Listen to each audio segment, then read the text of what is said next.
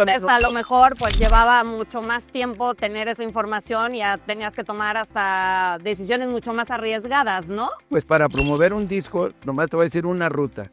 Para promover un disco de Chayito Valdés. Ok. Salíamos de Guadalajara, ciudad por ciudad, hasta llegar a Tijuana. Nos llevaba de 2 a 3 semanas ir a entregar un disco en la radio. Hoy le picas al botón y está en todos lados.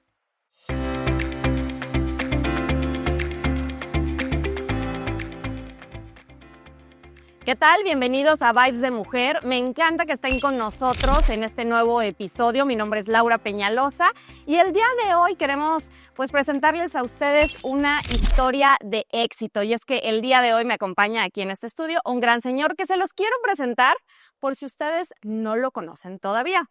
Chencho García, coach de vida, autor, asesor de empresarios y deportistas de alto rendimiento y que podemos presumir de todo lo que ha hecho, no solamente en el medio artístico, a desarrollar artistas, a futbolistas, bueno, tiene muchísimas cosas que platicarnos, muchísimas aventuras y una historia de vida que sin duda nos va a dejar con una gran inspiración el día de hoy. Bienvenido, Chencho.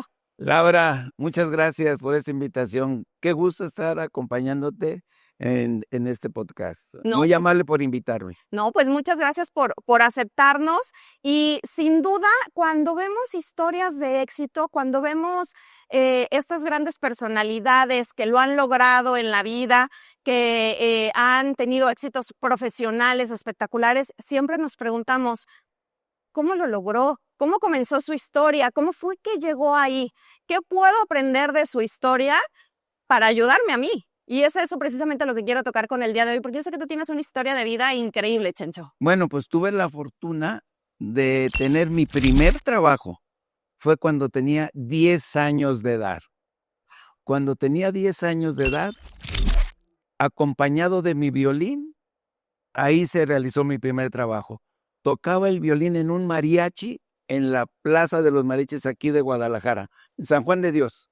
Ahí fue mi primer trabajo. Imagínense nada más, a los 10 años empezó con su carrera y estamos hablando que la carrera de Chencho lo ha llevado a tener una empresa de entretenimiento donde realizan giras, conciertos con artistas, donde también estuviste varios años también en una empresa discográfica que fue muy importante en su momento. O sea, has estado en todos lados y toda esta historia comienza a los 10 años. A los 10 años y mucha gente me pregunta que qué sea un niño de 10 años en San Juan de Dios tocando el violín en un mariachi.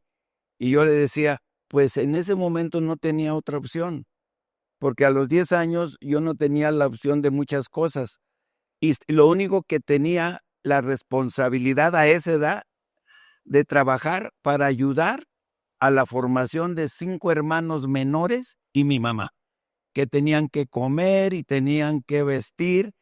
Y eran menores, yo de 10 y había 5 más abajo. ¿Tú eras el mayor y tomaste el papel de proveedor y quizá papá de tus hermanos? Había un hermano mayor, Ramón, entre él y yo, los dos nos hacíamos cargo de salir a tocar para ser parte del sustento de esa familia. Y dirás, ¿por qué lo hacía? Bueno, pues tuve la fortuna de tener un papá alcohólico. Ok. Entonces digo fortuna porque si no, yo no despierto a la vida a esa edad. Y yo no sé qué hubiera pasado con mi vida. Pero al tener la fortuna de tener un papá alcohólico muy amoroso, tenía su enfermedad. Uh-huh. Y yo le entendí que era una enfermedad, que no era porque él fuera mala persona, era un enfermo alcohólico. De tal manera que desde muy pequeño vi que sí se puede. Que si yo a esa edad pude lograr lo que logré, el ser responsable de mantener una familia, ya lo que viniera después iba a ser muy fácil, como lo ha sido. Oye, Chencho, y a los 10 años de edad que tenías esta responsabilidad de tus hermanos, que tenías la responsabilidad de tu mamá, de tu papá, ¿pudiste continuar también con los estudios? O sea, aparte de tocar, ¿acudías a la primaria? No, terminé la primaria porque éramos el mariachi de la escuela. Okay. Me dieron mi certificado. Mi formación académica fue ya de más adulto, secundaria abierta, prepa abierta, diplomados, cursos, talleres, una infinidad de cosas que fui adquiriendo ese conocimiento académico, pero mis estudios se centraron en la música. Desde muy joven tuve la fortuna de tener de mi maestro de violín al primer violinista de la Sinfónica de aquel tiempo, el maestro Salvador Zambrano, que seguramente mucha gente que me está escuchando sabe quién fue el maestro Salvador Zambrano. Él era mi maestro de violín. Y la vida me puso frente de mí a otro gran maestro, el maestro Rigoberto Ramos, que fue mi maestro de armonía, y el maestro Jesús Avelar, mi maestro de solfeo, de tal manera que de muy joven me hice arreglista y productor. Wow. Y ahí De fue muy jóvenes, ¿cuántos años, Chencho? 16 años ya yo ¡Wow! producía para artistas, grabaciones, escribía música y empecé desde muy joven a desarrollar ese talento. Fue lo que estudié música. La cuestión académica fue una segunda opción en mi vida. Oye, pero ¿cómo te conectas entonces con esta etapa? Porque pues estabas en un mariachi donde tocabas el violín. ¿Cómo saltas a esta etapa? Me queda claro, empiezas a tener todo este conocimiento, a interesarte en la música, a aprender, pero ¿cómo das el salto a empezar a hacer música y arreglos para gente ya famosa? Había una disquera en Guadalajara, Ajá. Discos Cronos, su dueño Antonio González, que fue mi primer eslabón en la industria formal. Él me contrató como arreglista de una artista nueva. Porque te vio en algún lado. Pues teníamos el mariachi y los toritos de la familia y necesitó al mariachi y los toritos para acompañar a esta artista y yo era el arreglista. Y con tal suerte que empecé a hacerle arreglos a esa artista y desde el primer disco vendía millones y millones de discos. ¿Quién era? Chayito Valdés. Wow. No sé si alguien del público la recuerde, pero era una gran vendedora de discos. Era una artista popular 100% y desde su primer disco yo me convertí en su arreglista y posteriormente, como a su tercero o cuarto disco, ya me contrató como director artístico también. Y entonces ahí ya dejé 100% de el mariachi y me convertí en director artístico de Discos Cronos, donde ya empecé a dirigir a otro tipo de artistas. ¿Y cuántos años tenías, Chencho? Es que yo estoy impactada hacia los 16. ¿Ya empezaste como arreglista? Bueno, a esta edad ya hablábamos de 22, 23 De años. todos modos, o sea, fue en muy poco tiempo. Así es. Y estando ahí, un buen día viene una empresa de Estados Unidos buscando a un gerente, ya no un director artístico, y alguien me recomendó. No, ahí está uno que es bueno. Yo ni idea tenía que era ser un gerente de un negocio. Pues me contrataron de gerente. Pues a aprender, a tomar cursos express, a leer cosas relacionadas con administración y me convertí en gerente de Discos Ramix. Ahí tuve la fortuna de una empresa, microempresa, convertirla en una empresa muy grande porque desarrollamos unos artistas que se hicieron muy famosos, los Cadetes de Linares. ¡Ah, claro! Los hicimos famosísimos. Entonces, eso cada día abría más puertas para Chencho dentro de el universo del entretenimiento. A tal grado que un día se le ocurrió al dueño querer bajarme mis comisiones y dije, no lo permití porque es algo que creo que la gente que me está viendo no debemos permitir. Yo creo que nuestro trabajo tiene un valor Claro. y si tienes un acuerdo, pues hay que hacerlo valer. Y ese momento decidí jamás trabajar para alguien.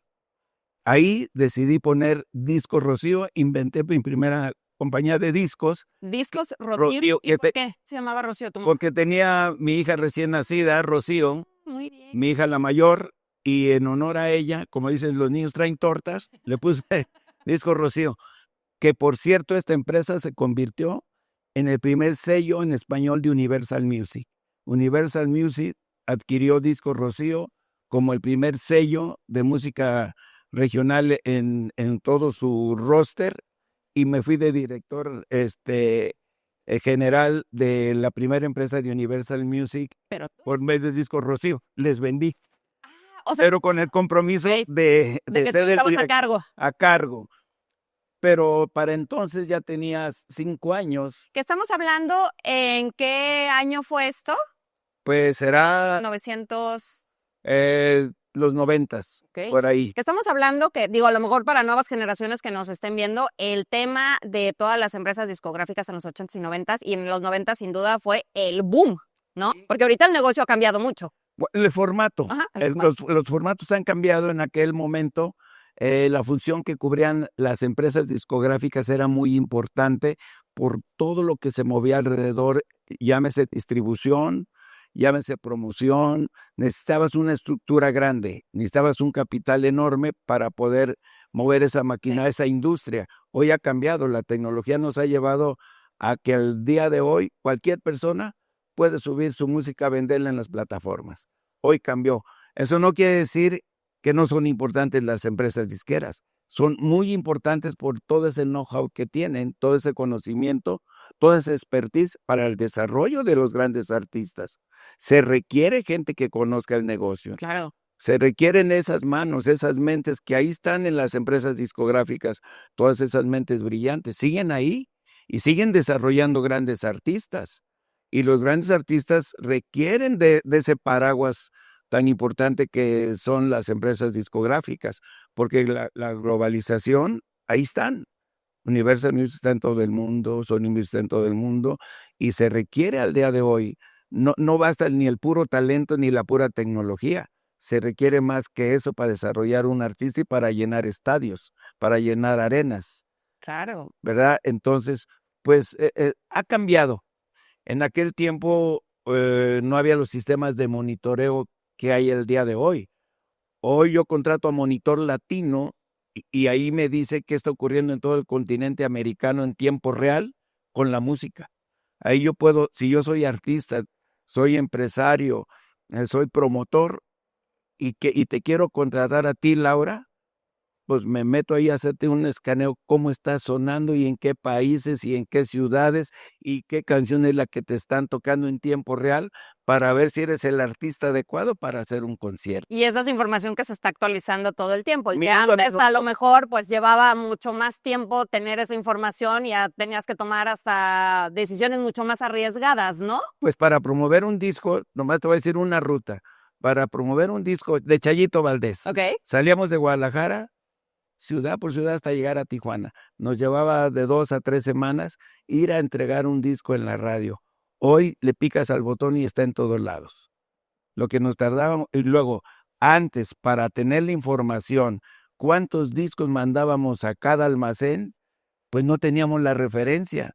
Teníamos la confianza de que la canción era muy buena, que voy a ver si pega, a ver si la gente va a comprarla. Hoy no, hoy nos permiten los monitoreos ver la cantidad de veces que la gente está escuchándola.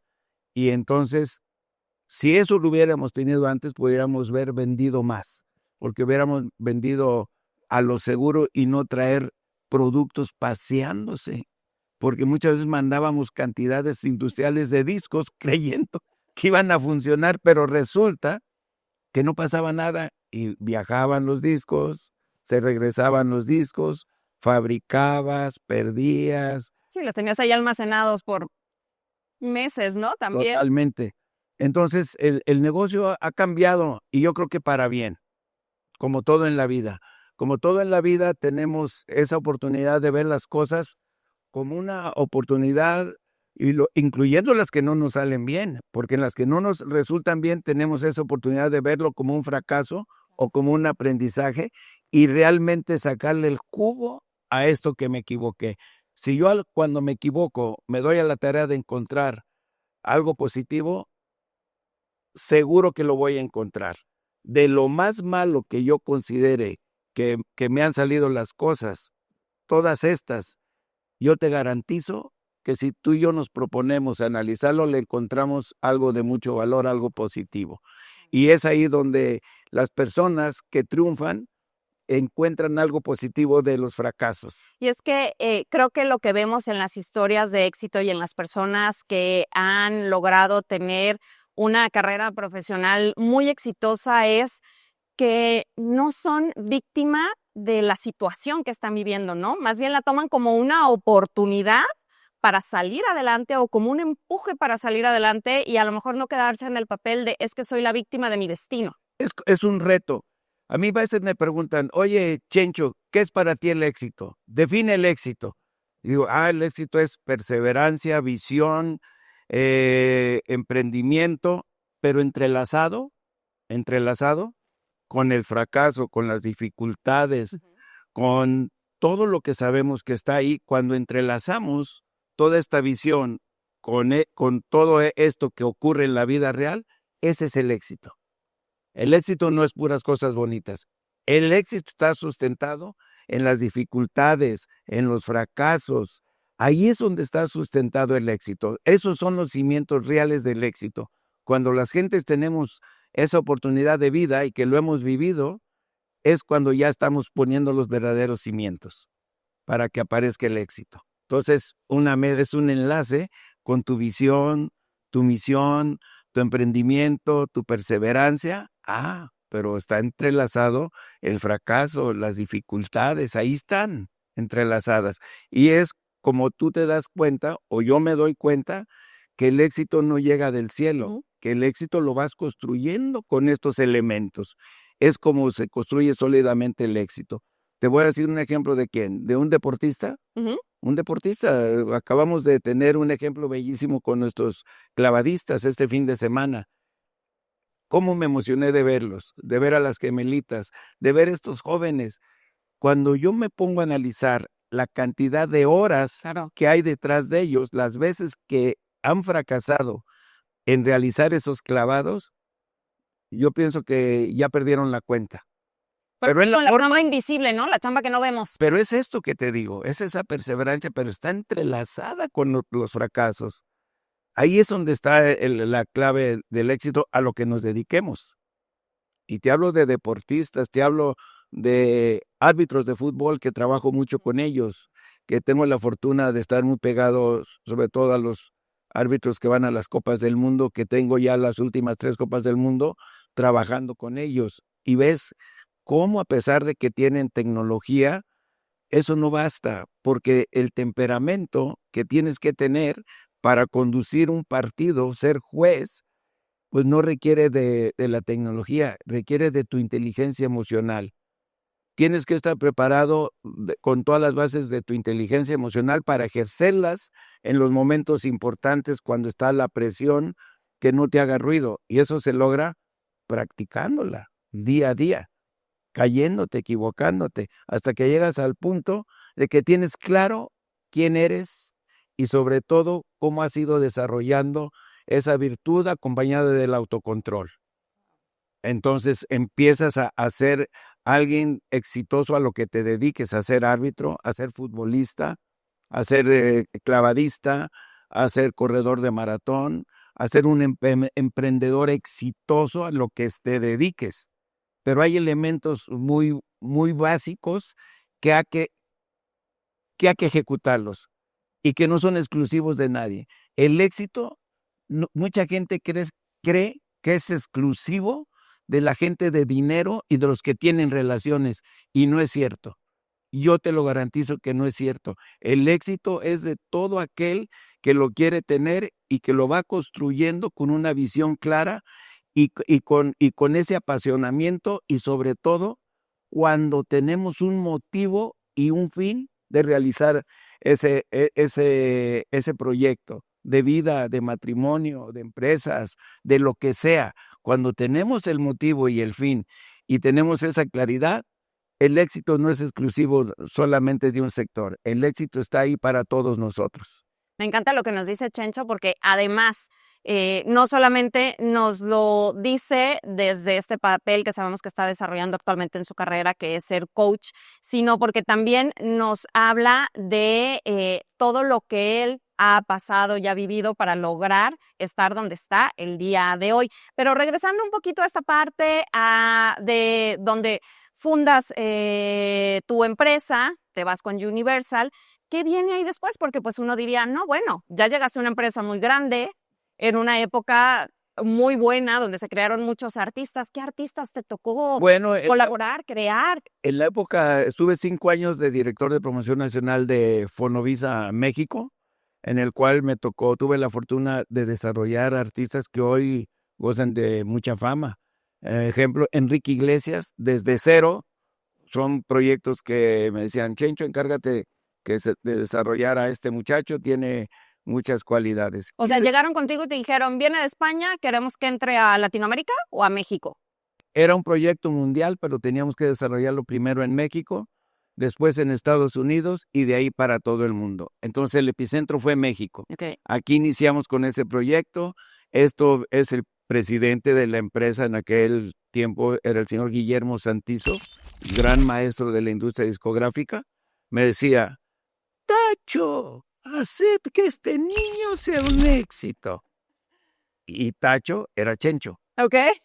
Entonces, Tacho tenía que hacer un plan de marketing, de trabajo, aprovechar toda una infraestructura que teníamos de promoción, un gran equipo. Teníamos una base en Guadalajara, otra en Monterrey y otro equipo lo teníamos en la Ciudad de México y teníamos todos los elementos necesarios para desarrollar un producto. Uh-huh.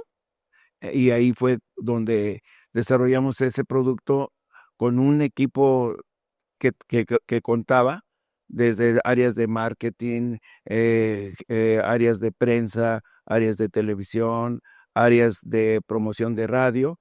Entonces, como todo en la vida, cuando lo proyectas de una manera adecuada y todos los elementos que participan están haciendo el rol que les corresponde al 100%, tenemos más oportunidad de funcionar. No, y además, digo, los que somos fans de Enrique Iglesias, recordaremos que Enrique Iglesias fue un hitazo, pegó con todo y fue de los cantantes de habla hispana que lograron también grabar temas en inglés. O sea, también entraron a un mercado estadounidense cuando era muy complicado que un artista latino cantara en inglés y que fuera aceptado en ese mercado. Pues no sé, tú estás muy joven, pero cuando lo lanzamos, en 6 meses ya era un fenómeno. Sí. Un fenómeno. Lo veías en la calle, en los kioscos de periódicos, mínimo en 1 o 2 portadas de las revistas. Lo escuchabas en todas las estaciones de radio, lo veías en todos los canales de televisión. Y el tipo, muy carismático. La gente de marketing, cuando hicimos el desarrollo, te lo comento, no fue casualidad que él saliera con botas de obrero, un jeans negro, una playerita blanca desgastadita y un suétercito larguito de sus manos. Que era su sello, ¿eh? No, o sea, tenía 4 suéter, 20 playeras blancas, 5 pantalones negros y 2 pares de zapatos iguales. Era el look. Y había un motivo. Del otro lado estaba Luis Miguel, ajá. de smoking, Sí, perfecto. Rubio, inalcanzable para la prensa, para los fans y para todo el mundo, y desarrollamos un producto contrario a lo que está y a lo que estaba en ese momento en ese segmento, y lo logramos. Logramos que fuera alcanzable para la prensa, alcanzable para sus fans, alcanzable para todo el mundo. O sea, aprovechamos el escaneo que le hicimos a Luis Miguel para hacer todo lo contrario. Nada complicado, como te lo explico, pero lo hicimos. Pero fíjense, en muchas ocasiones nosotros como público pensarías que es parte de la idea que traía el artista o de la personalidad del artista. Y en muchas ocasiones, más bien, entonces sería por parte de la disquera, parte de la estrategia de comercialización del artista. Del que sabe, porque él, desde que nació, tenía avión privado. Ah, claro, pues es hijo de Julio Iglesias, ¿no? Sí, ahora sí. Él desde que nació no andaba con esa ropa. Sí, claro, malos ratos económicos no pasó. No, y no se vestía así. Sí, sí. Entonces, bueno, pues son estrategias. Habrá mucha gente que se dedica al marketing, a la mercadología, y sabrán que hay miles de opciones en el marketing. Y como todo, en el marketing hay reglas. O eres el primero en el género o eres el mejor. Y acá no éramos ni el primero ni éramos el mejor, porque había antecedentes no nomás de Luis Miguel, habían pasado muchos artistas. Y te puedo decir también cuando hicimos el desarrollo de Marco Antonio Solís, que es otro caso, en mi carrera ha sido el artista que más trabajo me costó promover. ¿Por qué?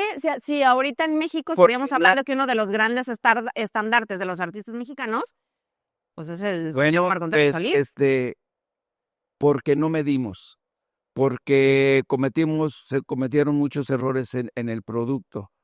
Porque Marco Antonio Solís, su calidad no tiene discusión de quién es Marco Antonio Solís. No, musicalmente es impresionante. Sí, pero musicalmente deja a los Bukis, que ha sido el grupo más importante del género en México y en todo el continente americano. Los Bukis viene de una carrera de que en cada disco hacían 4 o 5 éxitos por disco, cantados por Marco Solís, compuestos por Marco Solís.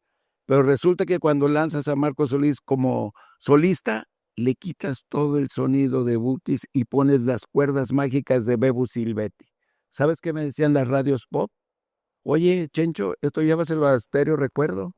Esto no encaja aquí en la música pop. Con esos violines, pues se parecen a los violines mágicos de Villafontana. No la mueles, no me traigas eso a que te lo toque. Y ahí vas a las estaciones gruperas. ¿Y sabes qué me decían? ¿Qué? ¿Cómo crees que vamos a tocar eso? Eso es para viejitos. Nosotros tocamos, mira, a la Banda del Recodo, tocamos, que ya se te olvidó que es a los Tigres del Norte, tocamos otra música, ¿cómo vamos a tocar eso? Si tú te das a la tarea y escuchas el primer disco de Marco Solís, te vas a dar cuenta de esta plática. Nadie lo quería tocar en la industria, nadie. Entonces tuvimos que hacer un trabajo pues de mucha persuasión, de destacar que no se fijaran en la música, que realmente el contenido como es la voz de Marco y su tema. Y el primer disco tuvimos muchos problemas. En el segundo cambió la idea de sonidos y ya empezó a fluir. ¿Le dirías que fue el artista que más trabajo te costó? En toda mi vida. ¿Sí? Para poder desarrollarlo como solista. Oye, y luego también estaba viendo dentro de los artistas que también desarrollaste, Daddy Yankee. Pues tenemos un género. Tenemos alrededor de 8 años que hacemos toda su promoción en la República Mexicana de Daddy Yankee, hasta ahora que está desde el año pasado que decidió parar un poco, pero tenemos ya esa cantidad de años promoviéndolo. Pero te puedo decir de otros talentos que fueron muy fáciles. A ver. Desarrollar a Cristian Nodal para mí ha sido de lo más fácil de desarrollar un artista, en el caso de Cristian, porque él, ¡pum!, de una manera natural, saca a Dios Amor y ¡pum!, sí. Ahora sí que sin mover un dedo empezó a ser un fenómeno. Sí, pegó. Entonces ya de ahí desarrollar toda su carrera para nosotros fue muy fácil. Oye, pero a ver, Chencho, y con el caso de Cristian Nodal te lo digo. Cristian Nodal me queda claro que como artista es increíble, lo logró, salió, nos cautivó a todos con sus letras, con su música, pero en la parte que a ti te toca, ¿cómo le haces para balancear el tema personal de Cristian Nodal? Y te lo digo porque con Cristian Nodal, porque pues es bien sabido todo el tema de su vida amorosa, ¿no? Las parejas con las que ha pasado, con las que ha estado y que a lo mejor ahorita el hecho de las decisiones que tomó en su vida amorosa de llevarlo ahorita a un matrimonio con Ángela Nodal le está afectando a su carrera y a la venta de discos. Bueno, te puedo... ¿Ahí cómo lo balancean? Te puedo decir de lo que me tocó a mí. Me tocaron los primeros 4 años de desarrollar la carrera, hacer toda la promoción de él en Estados Unidos, México y Sudamérica, hacer el 100% de sus conciertos. Mi empresa Viva Music lo realizábamos en Estados Unidos en sociedad con la empresa de su papá. Okay. Entonces éramos los empresarios que organizábamos todos los conciertos hasta que vino una de las grandes empresas, Live Nation de Estados Unidos, y le hizo una oferta grandiosa para empezar a manejarlo. Y de ahí para acá, creo que es lo que tú me estás preguntando y ya no estoy muy enterado de eso en la intimidad, cómo ha manejado sus temas sentimental, lo desconozco. ¿Y cómo lo has manejado con otros artistas? Porque no es el primero que ha pasado por esa situación de que su vida amorosa o la vida y los temas mediáticos le empiecen a afectar a su carrera. Muchos famosos han tenido situaciones, infidelidades, errores, comentarios que les han afectado a la venta de discos. Pues mira, yo he tenido la fortuna de desarrollar artistas y esa parte especialmente, sé de lo que me estás hablando cuando nos referimos a Cristian, que de repente yo opino que debe de comportarse así, el otro opina que porque anda con Belinda, que está más guapa otra, y luego la Cazzu, que porque es Cazzu. Entonces, ese tipo de situaciones que para muchos nos puede parecer disfuncional, yo no sé para él. A lo mejor para él es exactamente lo que él quiere. Y ahí es donde todos nosotros como que tenemos que guardar un respeto para lo que tú quieres, lo que él quiere. A mí a lo mejor no me puede parecer su comportamiento, pero como yo digo, pues yo no puedo hacer nada. O sea, desde la parte de negocio sí tienes que dar un paso para atrás y decir, esto ya es su vida personal. 100%, 100%. En este caso no he sido requerido para ningún consejo, es más, tengo unos 2, 3 años que no veo a Cristian. He visto a su papá en días pasados, pero a él no lo he visto y no me ha preguntado qué opino. El día que me pregunte, seguramente le diré lo que te estoy diciendo a ti, es que él qué quiere realmente, porque todo en la vida es qué queremos cada uno de nosotros, los que nos están viendo. Yo qué quiero realmente para mi vida, y ahí es donde tengo el poder, no qué quiero de aquel. Entonces te puedo decir experiencias hermosas cuando nos tocó desarrollar a Jenny Rivera, por ejemplo, es otra artista que tuvimos la oportunidad de llevarla al número 1 de Billboard. Y vaya que su vida personal siempre estuvo candente. Después, te platico, cuando yo dejo Universal, hago una empresa en sociedad, una disquera, con Televisa, la hacemos en Estados Unidos, Disco Cisne. Jenny Rivera era una artista en desarrollo de ellos y me la dan a desarrollar y la ponemos número 1 arriba de todas las grandes figuras que tenía Fonovisa, que eran muchas. Eran los Tigres, Marco, Enrique Iglesias, El Recodo, Bronco, todos ellos eran parte del roster de Fonovisa Estados Unidos. Pues nosotros como Cisne, como sello, logramos que Jenny se fuera arriba de todos ellos. Ella, lo que te voy a decir, la experiencia que tuve con ella, siempre de una mujer alegre, agradecida. Cuando yo cumplí 25 años de casados, de repente entró una banda y era ella con su banda que llegó ahí a cantarme a mi fiesta. De ese nivel de agradecimiento es la experiencia que mostró Jenny en su vida personal. La gente la hizo una ídola, y no se equivocó. Era alguien que realmente sí lo era. Si era de a de veras. Lo que la gente percibía, si era real de ella. Una gran persona. Independientemente que volvemos a lo mismo, que se enamoró de un beisbolista, que se enamoró del clarinete, que se enamoró del otro. Pues, todos tenemos, a veces que hacerle caso a nuestro corazoncito. Y a veces, nos limita las creencias con las que hemos sido educados con ciertos valores, ciertas restricciones, y a veces todo eso no nos permite ser. Claro. Oye, Chencho, bueno, yo estoy embobada escuchándote hablar de todas las anécdotas, historias de vida y todo lo que has pasado a lo largo de tu carrera, todos los personajes con los que has trabajado. Ya nos queda poco tiempo de este episodio, pero prometo que te tendremos de regreso para una segunda parte porque efectivamente hay muchísimo que platicar contigo. Pero así como nos cuentas estas historias de éxito, ¿cuál fue alguno de los errores de tu carrera o a lo mejor algún artista que dices, con él no lo logramos, que sea de los que te ayudó a forjar quién eres el día de hoy? Bueno, me gustaría contestártela no embarrando a un artista. De los mayores errores es el perder piso en lo personal. Okay. Porque más que con un artista, es el ver perdido piso en su momento, el dejar de ver una realidad y estar... ¿De subirte al ladrillo? De subirme al ladrillo, porque imagínate, tenía Disco Rocío, y de ser una empresa así que iniciaba, de repente los grandes artistas del momento querían estar conmigo y se vinieron a grabar a Disco Rocío, y te voy a aventar nombres de artistas íconos del momento. Los Freddys se vinieron a Disco Rocío. La Sonora Santanera se vino a Disco Rocío. El Grupo Indio, la Revolución de Emiliano Zapata, los Muecas, los grandes grupos de ese momento querían estar conmigo a cambio de nada. Bueno, de nada entre comillas, de mi trabajo, el trabajo que hacía Disco Rocío, con todo el equipo de Disco Rocío y tu servidor, y esas figuras estaban acá. Entonces yo pierdo bastante piso porque ahí es donde empiezo a emprender en organizar eventos. Ahí en ese momento, porque ellos decían, es que ninguna disquera hace lo que tú haces. Tú aparte de promover los discos, de venderlos, nos organizas los eventos. Entonces ahí empezó a llegar el beneficio, la abundancia, y no mides.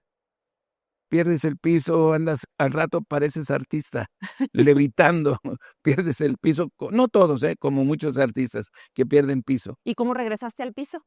¿Qué fue lo que te hizo decir, a ver, Mira, Chencho, regresa a la realidad? Laura, lo que tú no quieres aprender por la buena, la vida se encarga de aterrizarte por la mala. Un buen día llega el contador a mi oficina, me dice, Chencho, me voy de tu empresa. ¿Cómo? ¿Cómo que te quieres bajar de este barco que va viento en popa? ¿Cómo que te quieres bajar, José? Dice, no, dice, le vamos ahorita como más de $2 millones al banco y no hay de dónde pagarles. Pues cóbrale a todo el mundo. No, es que no hay de dónde, no hay.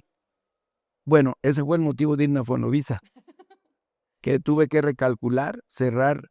En ese momento cerré Disco Rocío, me fui a Fonovisa y posterior fue que le vendí Disco Rocío a Universa. Pero ese fue ¿Una estrategia para salvar la situación en ese momento? Sí, tuve que otra vez regresar a ser empleado, pero siempre pensando en volver a tener mi propia empresa.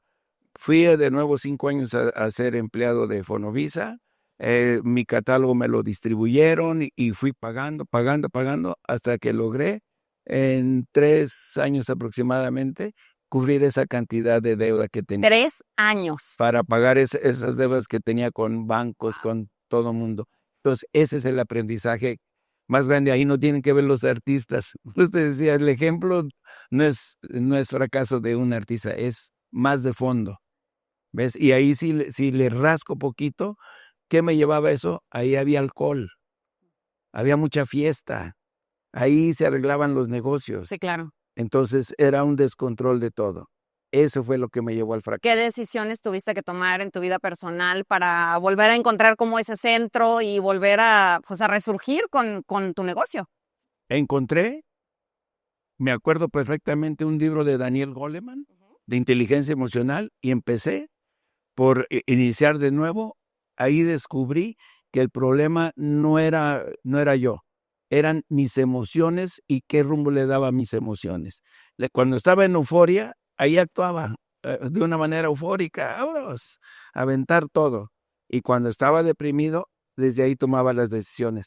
Cuando yo entiendo eso, que mi fracaso se debió a cómo yo manejaba mis emociones, ahí empezó mi recuperación. Cuando tuve ese control emocional y que al día de hoy me ha llevado a ser justamente un coach de inteligencia emocional, que trabajo con empresarios, con los árbitros mexicanos, con futbolistas. Tuve 2 años de coach del equipo Atlas en la época de TV Azteca. Bueno, y te puedo decir que ahora que Atlas fue campeón después de 70 años, 7 de las personas con las que trabajé, de los jóvenes, jugaron esa final. ¡Ay, qué increíble! Entonces, digo, wow, qué regalo, ¿no? Y aparte le voy al Atlas. Aparte.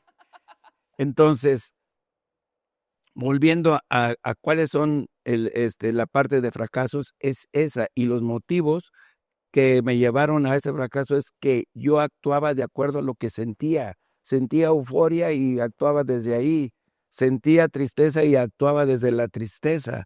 O sea, andaba como montaña rusa tomando decisiones. No las tomaba de una forma sustentada como el resto de los empresarios exitosos, que actuaban de una manera ordenada, que actuaban con una visión clara y con procesos.